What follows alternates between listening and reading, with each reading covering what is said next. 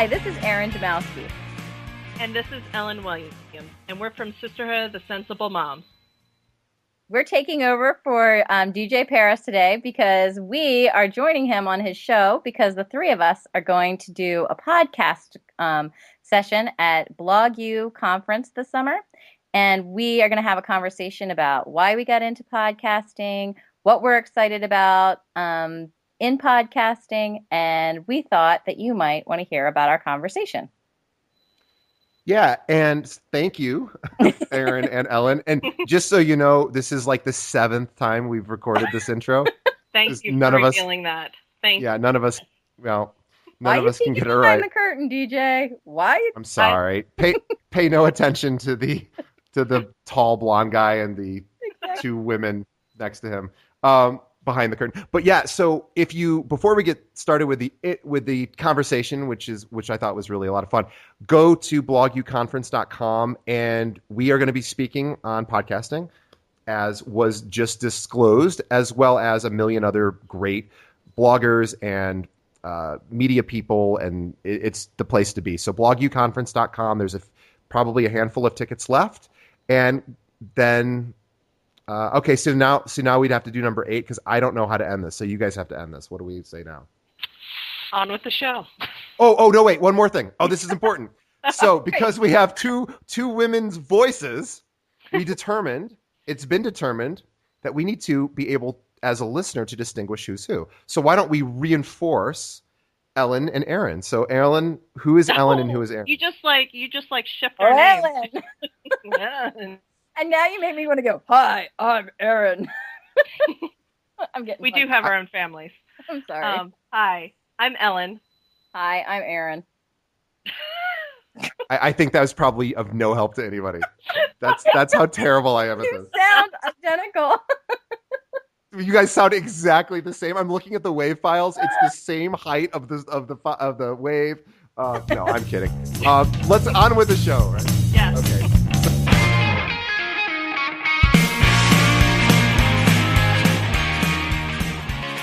Bloggers Are Weird is sponsored by moreblogreaders.com.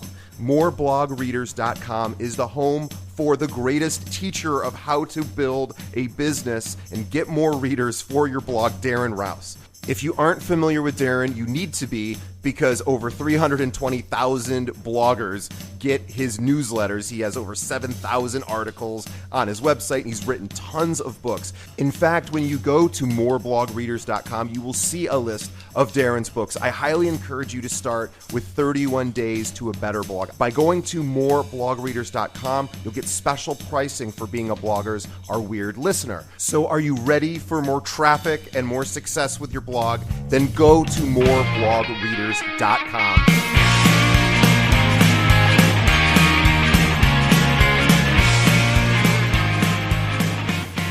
So why did you start podcasting? I started podcasting because I went to a seminar at the New Media Expo, which is a blogging conference, which they changed the name of it. The first year I went was called God, now I don't remember, but it's something about blogging. And then they changed it to New Media Expo. It was called Blog World. And the reason they changed it was because they had such an insurgence of YouTubers and podcasters that said, hey, we're just as relevant as the blogging community. In fact, maybe more relevant. Why don't we, and so they changed their whole, the whole conference to include a third of it was podcasting and then YouTubing. And so I went to one thinking, I don't know anything about this. I have no inclination to do this. And I was sold on a guy who got up and did a presentation on, he was in some horribly boring business that was like the worst thing, like roofing tiles. He was, but not even like sales. He was in the research and development of roof. Like it couldn't have been more boring. And he got up and he said, I am in the worst possibly, nobody's interested in this. And yet I have 2,000 people a week that listen to my show who are in my industry. And because I'm the only guy that does a podcast on roofing tiles. Wait. So I thought you were going to say the podcasting was his release. No, he podcasted about the roofing tiles. Yeah. Oh, I Uh, mean, it was so awful. But it was funny because I thought if this guy can get 2,000 people in his industry to listen to him talk about new, whatever, shingle, weight and or tech whatever, I technology. thought, yeah, I thought, well, there's probably, and then I listen to podcasts anyway. So yeah, that was the reason I walked out and I said, well, I'm a musician too. I've been playing music my whole life and I have instruments and microphones and things. And I said I could set that up. So that was why I got started. How about you guys? We got started because I said to Ellen, "Hey, you want to do a podcast?" And she said, Yeah. "What's a podcast?" Which is pretty No, how that's we how we started started. the podcast. Wait, that's how we started blogging. We Yeah, actually, it was at Mom 2.0 that yeah. we heard the podcasting sessions. But I was a little, yeah, I didn't know what blogging was when we started blogging, but had a little more. What's scary is I actually had a little more idea what podcasting was before we started it. But I actually listen to podcasts. I'm a big NPR fan, and I actually had written a post about 10 podcasts that are great for moms and things like that, and shared, we put it on the site and everything. And Ellen started listening to some of those, and she's like, "Oh, yeah, like I can see this would be something that we could do. This is pretty cool." We talk anyway. Our whole blog is about conversations that we have between the two of us. So it seemed like a really natural evolution of what we're trying to do anyway. So that's why. And how have you guys found it? How has your audience reacted to the addition of the auditory part? Now you have a auditory blog. You've got a podcast. We've had several people say. I had one person tell us like, "You all sound just like I thought you would in my head." Exactly. So, like I said, kind of our tagline is we're like a good girls' night out conversation. So, 3 years later, we actually have the conversation. And there's been really, people tend to like send me text or Facebook messages about, I can't, this is awesome. Exactly, kind of thing. So, We also kind of knew one of the things that would be great about podcasting for us is that it would be tapping into a different audience because one of the things we learned at Mom 2.0 is that podcasting is almost attracts a different audience than blogs, but there might be some crossover between the two. I think some people who regularly read the blog are willing to go ahead and click and listen to the podcast as well, but I don't think more casual followers of the blog necessarily do. But then there'd be those other people that are finding and subscribing to the podcast that maybe have never heard of the blog, but maybe it seems like they're just two separate audiences, but there might be some crossover. for instance, Erin's husband is a much bigger fan of the podcast. He loves the podcast. Like he doesn't even read the blog, but he loves the podcast, and he's a big podcast guy. He listens to Star Wars Minute and Freakonomics and a lot of the big shows, and he gives us lots of good feedback about length of the different things that we're talking about, like how to do our intro and our outro.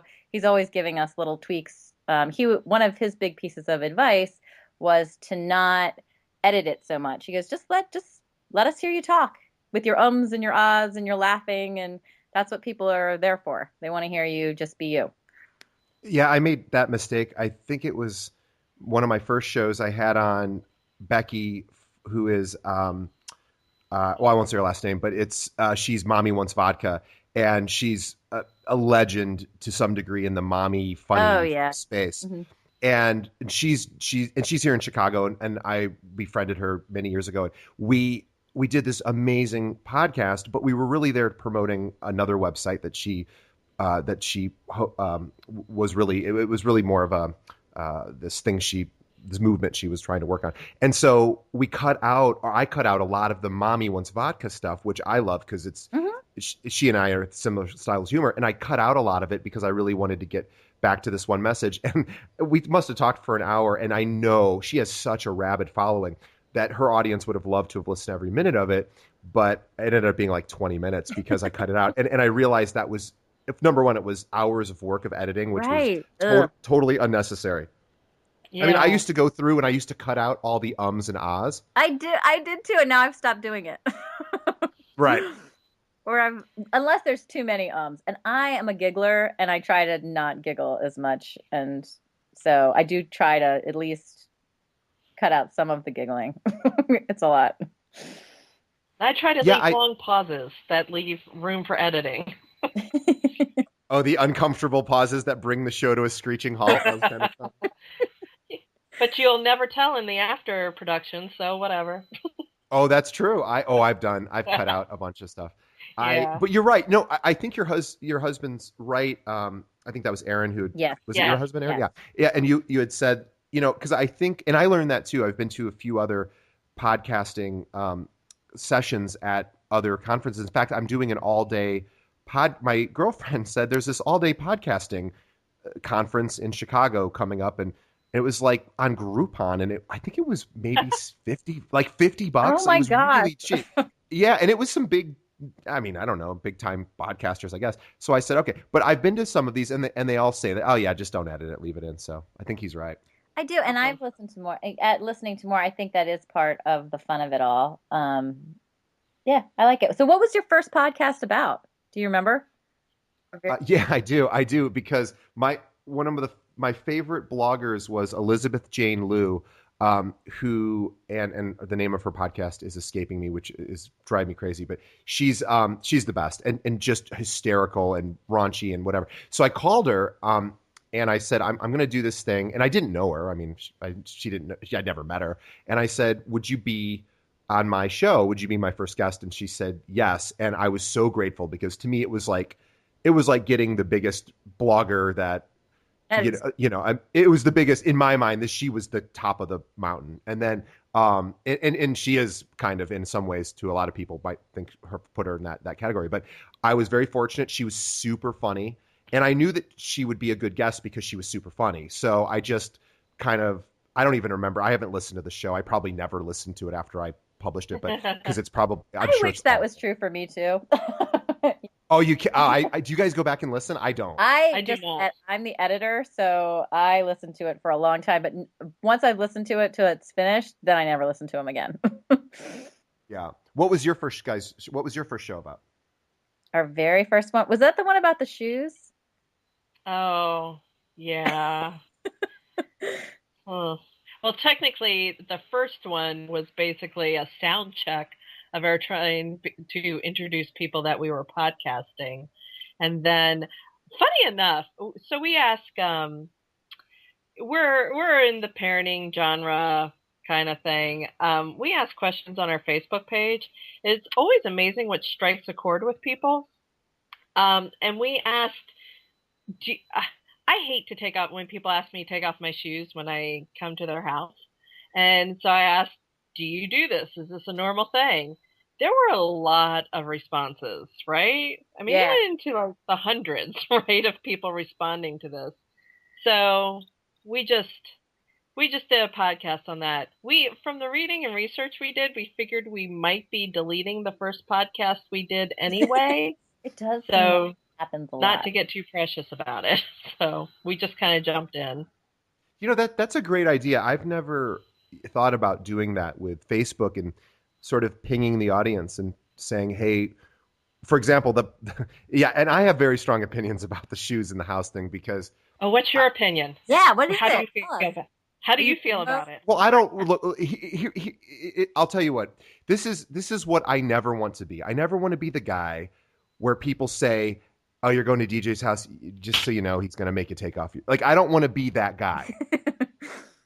Because nobody thinks more highly of the person.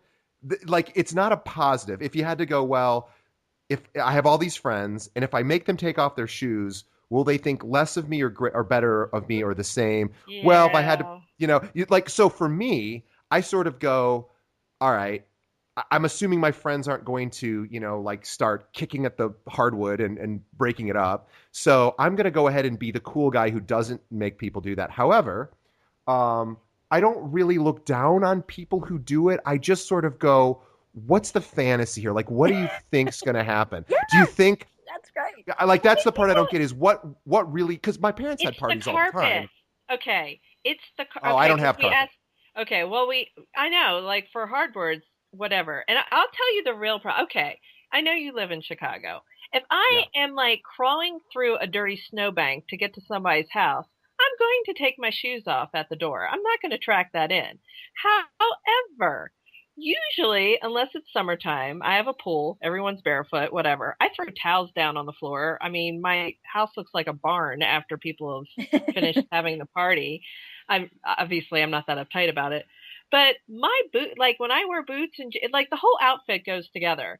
But laundry, my teenage girls do the laundry and they don't care 2 seconds to match the socks. My socks could really be embarrassing. Like I could have like one of their like smiley face socks on and a different sock. I'm really too old to pull that off. So I want to keep my boots on and keep I just want to keep my boots on. Well, I just think for some people it's a control thing. It's like here's my little way of kind of making you do something because it makes me feel powerful. I think there's a little bit of that goes on with some people about it. It's like, oh, you're coming into my home. Let me see what. Watch what I can make you do here. And Well, there's no way not to do it. Like you can't say no. I'm going to keep them on. And if you do have like a weird like a hole in a sock, like you're screwed. yeah, like yeah. And but people do a lot of carpet like another question. So following this up because for some reason this means a lot to me, but whatever. People Apparently, it clean their starts carpet. conversations everywhere. It's a great I question. know, but people clean their carpets a lot. I'm talking there's people who professionally clean their carpets once a month. That blows Ooh, my mind because it's a Yeah, lot of work actually to get your carpets cleaned and to set this up once a month. Wow, it's a lot. And I'm yeah. the See, girl. Yeah, we have the, carpet the, in the the, family room. I'm the girl that just bought an area rug at Lowe's to throw over the carpet because we need to make a decision whether we're changing it over to all hardwoods or replacing it. So I bought a new rug to throw over it. That's how I handled it. Well, I think the carpet is definitely a bit of a wild card because for me, I won't walk on someone's carpet with shoes without asking because I'm not an asshole. Like you don't I wouldn't do that. But I wouldn't want to be the host who's like, nah, you can't walk. Like I would be the host that goes, that's fine. That's just part of the deal of owning the home or whatever. But I don't know. In Chicago, hardwood is so prevalent that I don't see as much carpet, so I don't have to make. But there are people that make you do it for hardwood too, and I just sort of go like, really, this is the biggest deal in your life right now is that you gotta make your friends, you that's a know. pretty good life if that's your biggest deal. I mean, Yeah, Well, and because I'm that's talking, Aaron, pretty good. I and think I'm talking.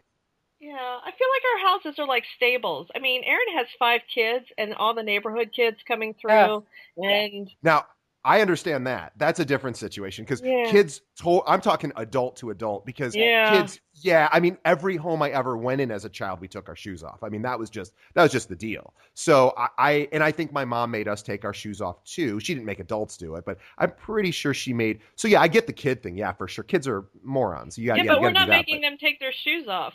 Like they're just good for tracking to get you. through. Right, Aaron? Yeah. They just kind of run through. There's a front door and a Yeah. back door, and they kind of just run in and out. I actually had to kick them out and say, because they came over at like 8:15. I was like, y'all need to leave. I have stuff to do. There cannot be other children in the house. Trying to keep my people quiet is hard enough. Go away. Yeah, and I imagine my opinions will all change when I have children, and I'll be like, because I have that fantasy that I'm going to be the cool guy with like the lock to the liquor cabinet won't be that secure, so that the kids can kind of go down and do whatever, and I just won't know about it, and I, But then I'm sure when they're like 15, I'll make sure that Yeah, I was you gonna will. say, I don't Yeah, really. you No will. one's ever praised me on my, future telling skills, but I can pretty much guarantee you that view will probably change. Aaron has a six. How old are your kids? 17 and 15, I and have I a have a 17-year 16 and old and a 16-year-old girl. Yeah. yeah, and I have a 16-year-old girl and a 14-year-old girl. So yeah, and my daughter just got her license. So Yay. ah, very exciting. woo, It is exciting. yeah.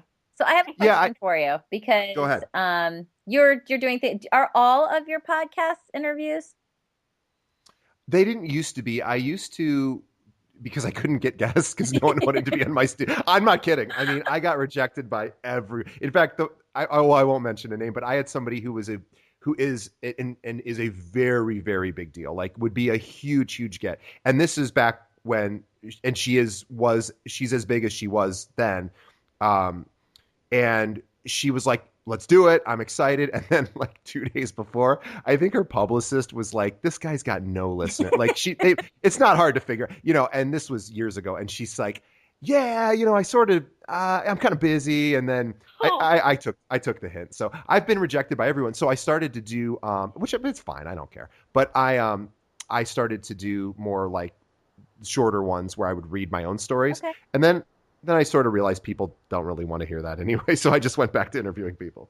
Okay. So what about you guys? What's the format that you guys envision as you continue to evolve your podcast? I think it's evolving in that one of the things that keeps I think Ellen was hitting it right on, is that one of the things that we're finding is that we have an interaction on our Facebook page, and then we want to keep talking about it. We want to talk about it with each other. We want to talk about it that we think other people would obviously be interested in it, because there was so much interest in it on our Facebook page that we kind of want to take the simple question that we asked and keep going and kind of say, hey, this is what we really think about it. And we've got a little pithier. We went from taking your shoes off to things like, when would you let your daughter wear a bikini? Which you would be surprised. A lot of people get very worked up about that too. And our latest podcast was just about, is feminism the new F word?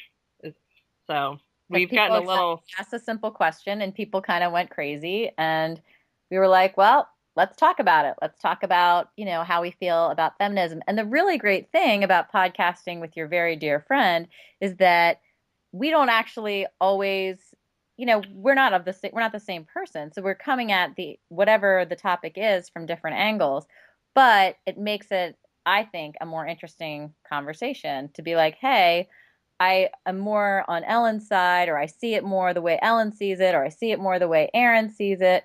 But I can respect and listen to the conversation and maybe, see a little, maybe their minds change a little bit or see things a little differently, see the more full-rounded issue.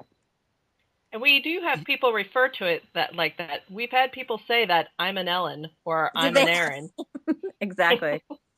Yeah, there's a male blogger, Lance Burson, who he goes, I think I'm an Erin. He goes, but I think I'm married to an Ellen. Which I thought was how it works best. I know Lance Burson. He is. I love him. Extremely funny guy, and he may be at BlogU. Maybe I don't know. We would love that. We've never actually. I should ping him. Yeah, he's. I keep meaning to have. Funny enough, that's funny you bring his name up, because we've been trying to get him. We've been trying to schedule it for like a year and we just never did. But I will. But yeah, I think that's really smart, because you guys are engaging your audience in social media and then you're continuing the conversation, which I think is great, because you could actually bring those comments onto the show. We just did I that. guess. So great. That's awesome. And it was totally kind of natural evolution. I think that's one of the cool things about podcasting is that, and you can tell me because you've done it longer, is that I think that's what is just starting to happen, is that it's just evolving. And we just did that. We just read 2 of the comments without naming who they were from, just saying, hey, this was an interesting comment. Let's respond to this. This was an interesting comment. Let's respond to this. Well, and you could even, once you start getting a little fancier, you could actually try to, in addition to reading it, you might even be able to get that person on the show, or you might be able to record them explaining their comment. That's not hard to do. So yeah, I mean, that's a brilliant idea. I love that. I never thought to do that. That's actually, I love that idea that you just said, because I hadn't thought of that, but you're right. That would be really cool. That would be a neat step. A neat next step. Exactly. So here's the funny thing though, Erin and I, we will come up with a topic we're going to talk about. We cannot talk to each other about it before we hit record. We do not know what we're going to say, because we will actually have if we talk about it before record hits, we'll have the actual fascinating conversation. And then when we go to record something, we'll just be like, well, what I said before was much funnier, but I think I kind of said it like this. So Yeah, yeah, we're like that's completely happened. silent about it. Yeah, I think that's smart. I do the same thing where I'll have talked to somebody I'm interviewing beforehand. It's always a terrible idea because I like to know what we're going to talk about. We sort of Mhm. I'll send them a pre-interview email and say, here's kind of what I'd like you to prepare. Here what what do you want from me? And we do a little bit of that, and then we have some points we set up on the show and we hit them. And but yeah, I don't. I'm the same way. If I talk about it ahead of time, then like I have to redo this interview. I was telling you because it got not recorded. And it's going to be so hard to pretend that we haven't already talked about everything, but Uh, we gotta redo the whole thing. So so Well, you're I both have a question. professionals. You'll yeah. What is something that you have found surprising or challenging about podcasting?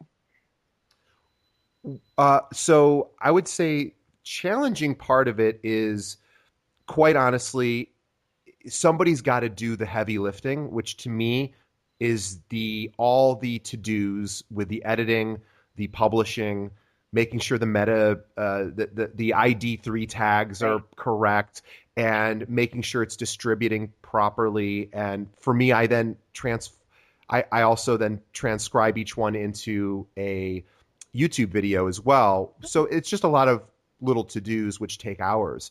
Um, I don't like to do that, but I'm the only one that will do it. So that's the part that I'm after 4 years, I'm pretty fast at it, and I could probably get faster. That was to me at the beginning the most exciting part because I like that stuff, and now it's more a bit of a chore. But I think that when we do our session, I can sort of talk to people about here's a way to like I make it more complicated than it needs to be. And I can show people how talk to people about how not to do that. But the surprising part to me is that like all of a sudden people I just assume nobody's going to listen to anything because I just don't have that expectation that I'm going to have a big audience. And the surprising part is people do listen. And iTunes had when it first came out had given me some little special recognition in the first week it was out, and I got a little bit of a push there. But yeah, I mean, it was just surprising. It's just like you were saying earlier.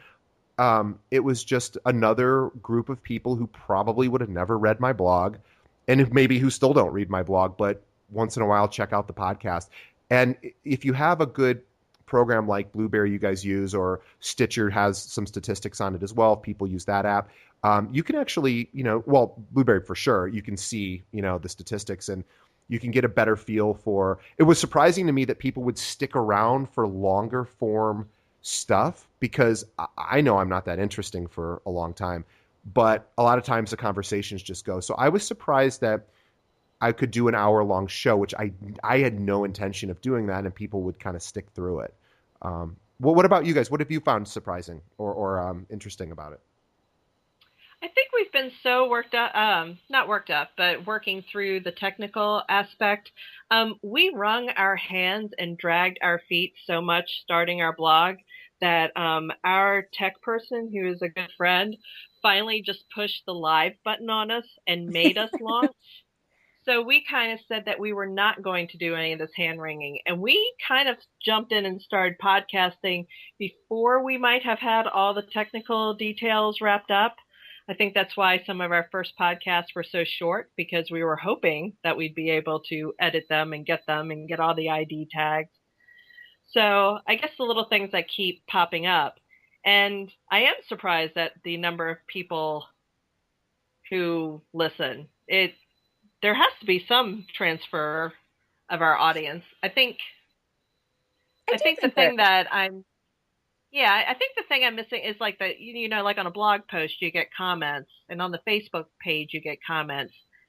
But generally when people listen to the podcast, they don't seem to come back to the blog post, because we always been embedded in a blog post to come back and make a comment there. Oh yeah, that I've never gotten a comment. I probably have Okay. had 5 comments in 4 years. So and it's always by the person I interviewed. Oh, there you Thanks go. so much. Yeah, it's great. Yeah. But I've learned and I'm a big believer. Again, everyone's goals are different. And if you're looking to really make this into a business, like by the end of the summer, then your stats are like, you got to live and die by them. But for the rest of us, where this is more of a slow burn, maybe it becomes a business. Here's my plan. It's going to take a number of years or whatever. That's at least the way I move through it. I don't look at things like comments. I don't look at my statistics. I'll once in a while I'll look, for stuff like how long are people listening and that kind of thing. But on my blog, I really don't track views. I don't track likes. I don't track any of that because it just bums me out. It's a zero sum game for me. It never, like once a month I feel good about myself, and the rest of the time I feel, oh, everyone hates me. So I think the thing I'm finding surprising is that, again, because I do the editing, is how much more comfortable we're getting talking. In the very, very beginning, oh my gosh, I was like, I'm a hyena. Like, it was all this nervous laughter that I was trying to edit out. And we're just getting more comfortable talking to each other. It's a little bit more complicated, I think, when you have more than one voice. And you probably know that too, just from interviewing, especially when we're trying to have a conversation to make sure we're not talking over each other. Natural conversations can get a little boisterous, which can be a little funny for the radio. But I think that one of the things that I really love seeing as we're getting more comfortable is that there's less editing to do anyway, because we're both more comfortable. We're learning how to talk in an informed way without sounding ridiculous for longer periods of time. Our first where are you going with this? Well, our first ones were really short because we both kind of looked at each other and were like, we've been talking for 7 minutes. That seems like a really long time. Do we have to keep talking? Which is kind of ridiculous because we're really good friends and we were friends before we blogged, and we could log hours on the phone together, which was why we started blogging. But yeah, it was kind of ridiculous. I think it was how quickly we're becoming comfortable. I mean, we just started in January and now it's the end of April. And so I think, doing it every other week, I think it's helped a lot. So, but I do look at stats because stats are the way to my heart. I love research and stats. I am science background. And I am shocked, like how much more quickly, because when you first start blogging, it feels like you're throwing these words out into the blogosphere and no one's hearing it. They're like going down an endless well and you never to hit anybody's ears. I am a little surprised by how much quicker the podcast audience is developing, but that's probably because we already have social media channels. I'm sure when we started blogging, we had nothing. Yeah, it has to be because of that. So, well, whatever it is, it's clearly working, and I think you guys are doing such a great thing because it really is, as you were. I don't think you said directly, but you were saying it's just repetition and it's muscle memory, and it's just getting stronger and doing the things that like any of us, you just have to do a ton of it, and then all of a sudden one day it's like, oh, this is a pretty good product, and if you treat it like I don't treat mine. See, I have been listening a little bit to some recent episodes because I realized I was saying the same things in every episode. It dawned on me a few weeks ago, like, oh my gosh, I basically 3 different people have had the same kind of interview where we've talked about this one particular topic, and I don't know why it didn't occur to me. I just talked about that last week. And I was like, oh my God, I can't do that anymore. So there is even now, and I would not consider myself a great podcaster, but it is really important, for me to go, okay, I've just now done 3 podcasts with 3 different people about the same topic and no one's going to care anymore. And so it really is having some awareness. And I think having a partner like you guys do is really smart for accountability and also just for keeping you honest, like, oh, hey, we've already gone through that, or this is boring, or. I was going to ask you if you use the same format over and over again for all of your guests, but it's not you're saying it's not necessarily even the same format. Sometimes you revisit some of the same topics too. Yeah, no, the format I excuse me, the format is I'm happy with the format. Although I did finally realize I have to move one thing around, which just a total, like, can't believe it didn't occur to me till just now. But I am moving one little thing, but the format's going to stay the same. But I keep talking about the same things because I'm not preparing enough, Mm. and that's my own fault. And so it's not the guest. I mean, it's the guest is fine, and so it's now a matter of me realizing, okay, my audience doesn't need me to say that again. My tendency is to want to go to that when they talk about how they just published their book, because Mm. every blogger wants to publish a book, so I can do my whole thing about.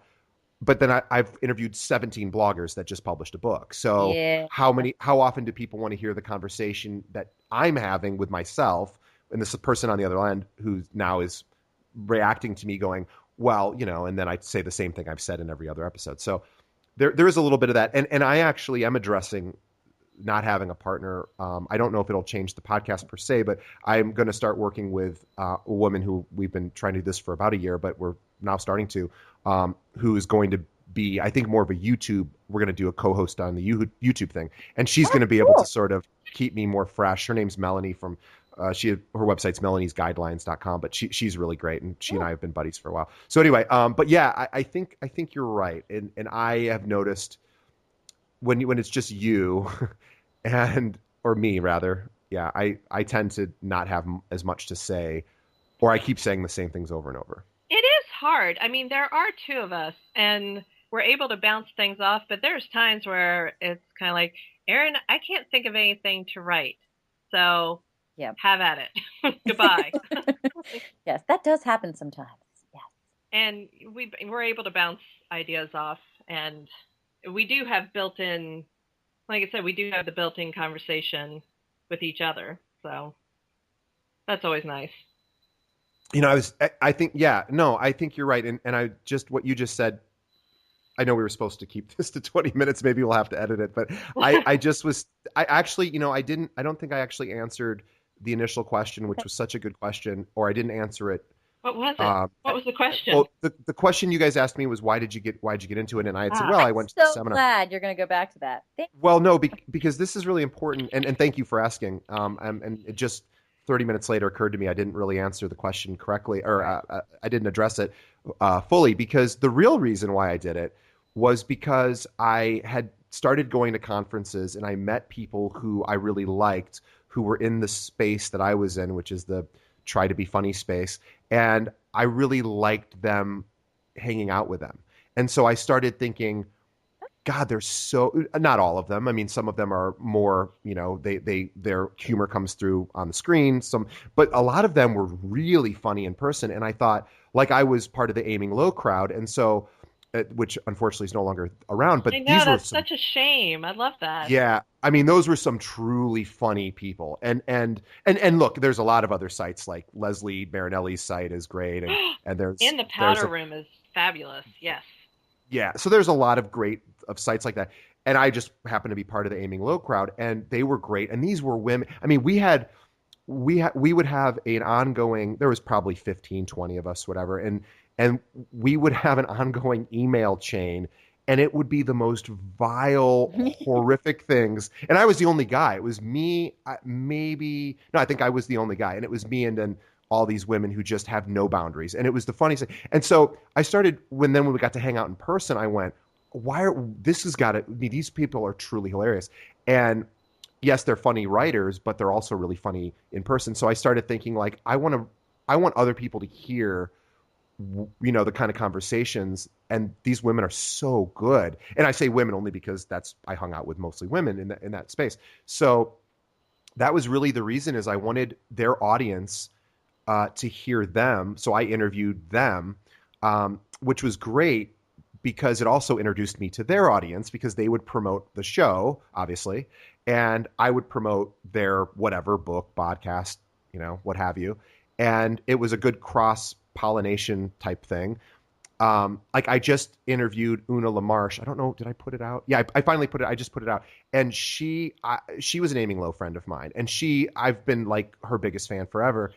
And she was she and I started at Aiming Low, I think on like the same day. I mean, she's a real writer. I'm not. And she, she's like and she's so good. And so it was like, oh my God, I got, so for me, I'm sorry, long answer to your I'm question. loving it. Keep going. Well, well, but it was like, I get to now, you know, talk to my friends who are really interesting, and for me a lot of them are really super funny, and then put it up, and then hopefully it sells a few books for them, and maybe it gets me a few new readers or listeners, and win-win for everyone. So that was really the main reason I did it, was I wanted to talk to more really successful bloggers because I find them fascinating. Like, um, I, the one that I haven't got to, actually we booked and then we didn't book, and it's been years and years, and I don't know if we'll ever do it, but is Tanis from Redneck Mommy up in Canada. Oh, And yeah. she's one of my favorite. I mean, she's like a real, to me, she's like the epitome of a real blogging writer. Like, she's a very talented, in my mind, she's at the top of the mountain for just super good writing.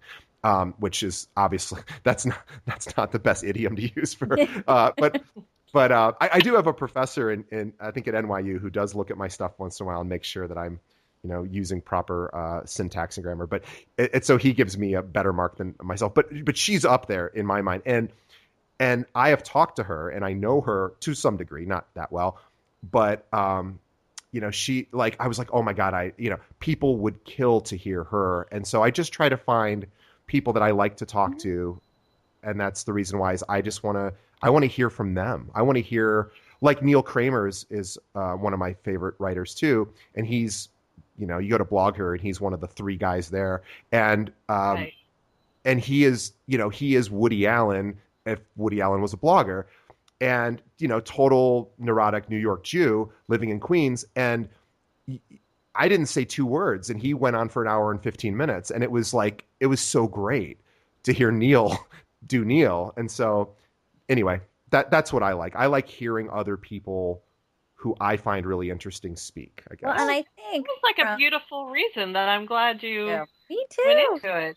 And like, Well, whether, it's a little self-serving too. I mean, I want their audience to look at my stuff too. So well, I was getting ready to say a little bit too. We're in the ugh, mom, whatever, blogger pool, and it's a really, really wide, I'm not sure it's deep, but certainly a wide pool with the millions and millions of people in it.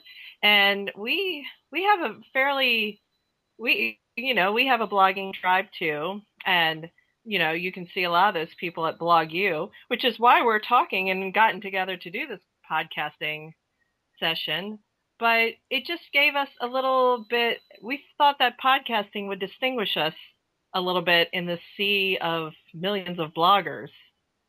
Right, Erin? and it Oh, it absolutely. And I was thinking that one of the things for me coming off of what you said, DJ, was that, I mean, one of the impetuses that all bloggers have is to tell these stories.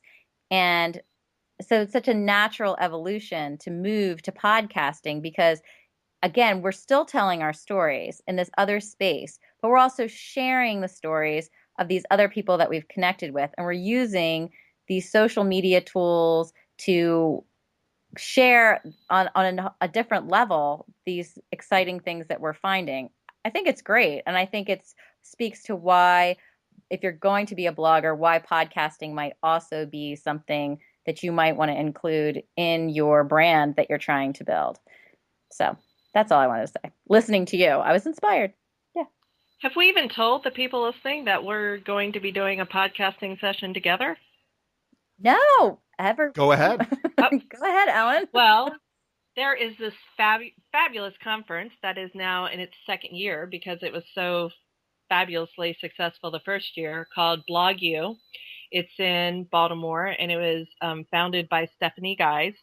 It's June 5th, 6th, and 7th, and tickets are almost gone, but they're on sale till May 15th. And the theme this year is Beyond the Blog. So podcasting fits in fabulously with that. So Erin and I and DJ will be giving you nuts and bolts of how to get started. We've kind of talked now about why we want to, but there's a little bit of how to it that we could smooth out for you. and also sharing how to make money podcasting. Everyone loves to hear that. And there will be other fabulous things, like Jen Mann will be there talking about how to build your book. Alana Wiles from Mommy Shorts will be there with Instagram. Anna Luther will be there talking about Pinterest. And she's with My Life and Kids. And Nicole Nepper from Moms Who Like to Drink and Swear, she will be there talking about TV appearances. So it's going to be a good time. Yeah, I'm really excited. I'm so honored to be there with you guys and to do this. And it's going to be great. And this is a great opportunity for me to learn how to, for example, I want to learn how you guys engage your audience with Facebook, because I don't do that at all. And I don't know how to do it. And I have a decent little foothold into Twitter, but nothing on Facebook. So you have a pretty huge foothold on Twitter. Nothing. Yeah, well, yeah, but thank you. However, you're welcome. It does. Facebook is a complete mystery to me. So I want to learn as well from you guys and of course all the other speakers, and see some of my friends. And so I'm really excited. So well, thank you so much, DJ, for sharing this space with us. This was great.